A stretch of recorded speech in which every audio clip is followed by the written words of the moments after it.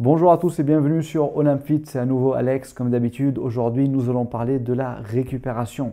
Est-ce que le fait d'introduire quelques minutes de travail de récupération active suite à votre séance de musculation, comme par exemple des automassages ou du cardio à basse intensité, peut vous aider à mieux récupérer suite à votre séance?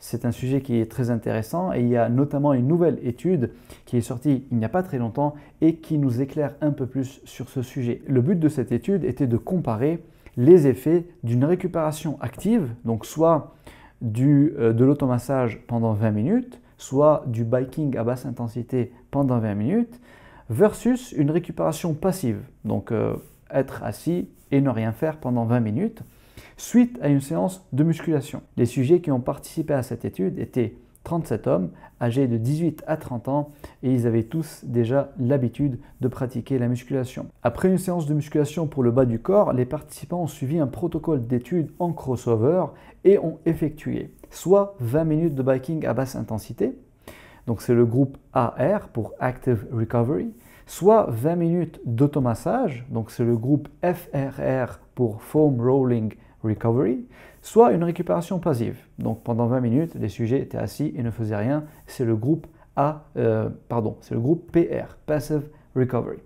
D'accord? Donc si vous voulez bien sûr plus de détails concernant cette étude, le lien est dans la description. Et les chercheurs, ils ont principalement mesuré la sensation de courbature musculaire sur une échelle de 0 à 10 sous forme de questionnaire qui a été rempli 24 heures après la séance, 48 heures après la séance et 72 heures après la séance. Ils ont aussi bien sûr mesuré quelques qualités physiques 60 minutes après la séance, comme par exemple la force, la souplesse, la puissance, l'agilité et la vitesse. Alors les résultats ici mettent en évidence moins de courbatures, une meilleure récupération de la force et une amélioration de l'agilité chez les gens qui ont pratiqué une récupération active, d'accord, que ce soit du biking à basse intensité ou des automassages.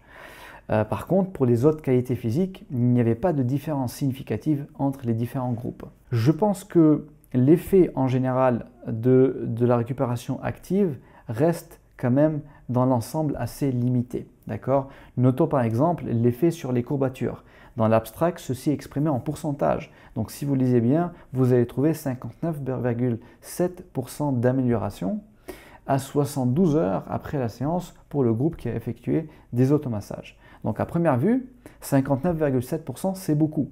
Mais quand on regarde un peu plus dans les détails, on se rend compte, comme vous pouvez le voir sur le graphique suivant, que en réalité, 59,7%, ça correspond à environ un seul point de différence entre le groupe qui a fait des automassages et le groupe qui n'a rien fait du tout.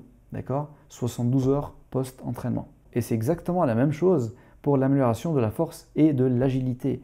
Les différences restent quand même minimes, d'accord? En réalité, les différences restent minimes, même si statistiquement elles sont significatives. Alors ce qui est intéressant, c'est que ces données rejoignent aussi celles d'une autre méta-analyse que je vais vous afficher sur l'écran et qui a montré exactement la même chose, c'est-à-dire une récupération active sous forme d'automassage avait certes un effet positif, mais minime et négligeable sur les courbatures et la force. Concernant le biking à basse intensité, donc faire un peu de cardio à basse intensité, cette méthode de récupération active montre des effets bénéfiques, surtout quand elle est pratiquée entre les séries, comme nous montre cette étude que je vais aussi vous afficher sur l'écran, où les participants ont réussi à faire plus de répétitions sur 4 séries de squats à 85% de la RM quand ils ont pédalé entre leurs séries au lieu de rester assis à ne rien faire. Donc c'est-à-dire que pendant leur temps de repos, ils étaient sur les vélos en train de pédaler et grâce à cette récupération active,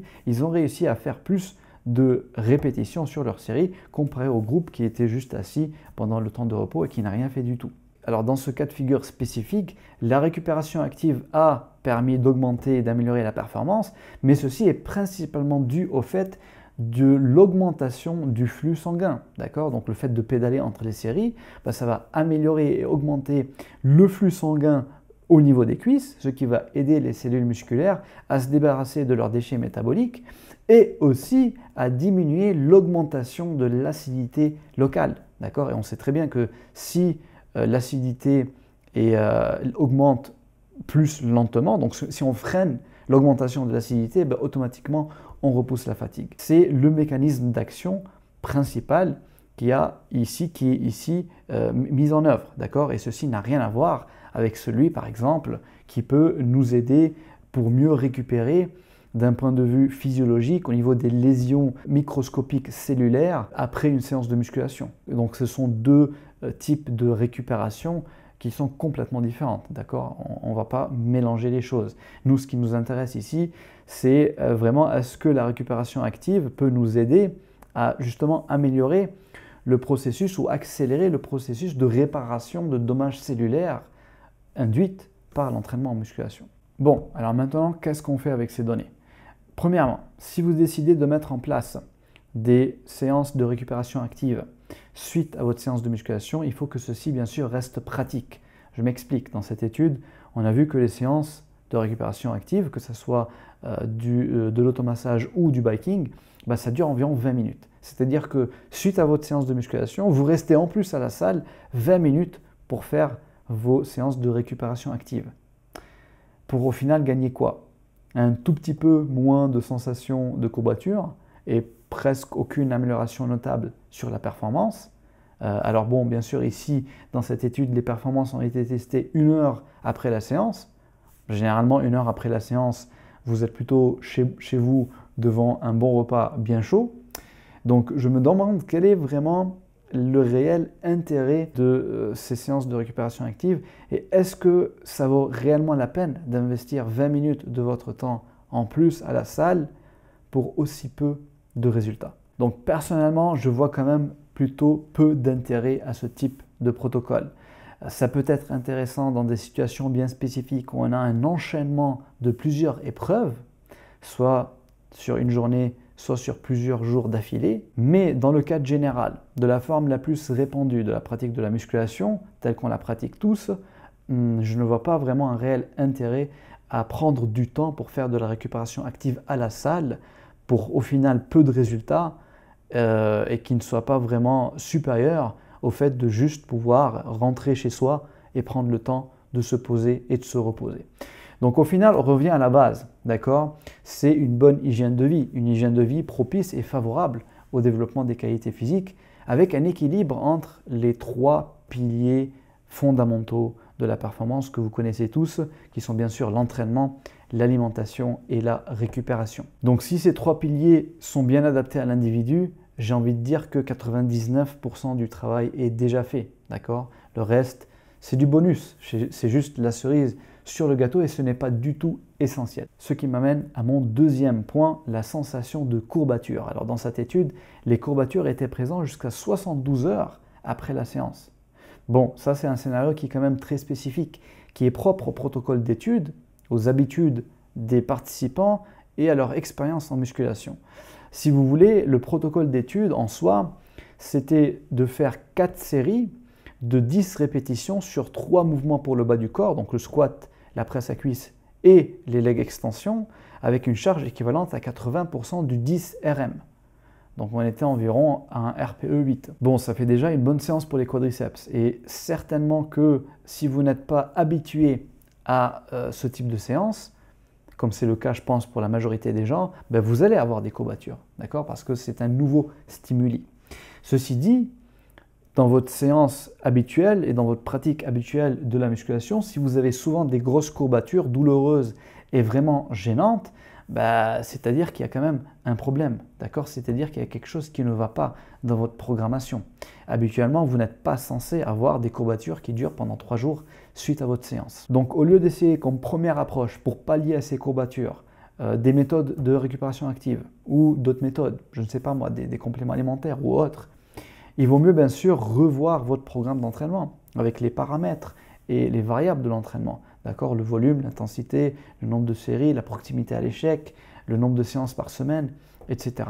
D'accord, c'est ça qu'il faut revoir en premier. Et bien sûr, votre hygiène de vie, d'accord, comme on vient d'en parler, avec votre nutrition, votre alimentation, votre récupération, principalement la qualité de votre sommeil, le niveau de stress quotidien, etc., etc.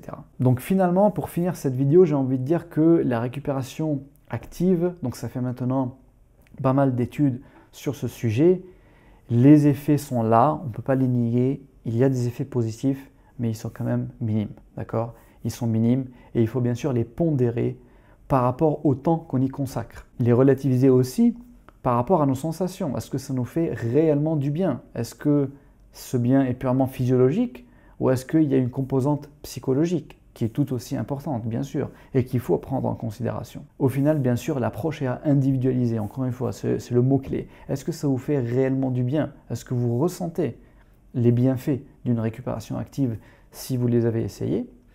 Si vous mettez en place de la récupération active juste parce que vous avez entendu dire que ça fait du bien, mais en fait vous ne le ressentez pas vraiment, j'ai envie de dire, ne perdez pas votre temps là-dessus. D'accord? Par contre, si ça vous fait vraiment du bien, allez-y. Ça ne peut que, du coup, vous faire du bien. Dans tous les cas, c'est sûr que ça ne fera aucun mal.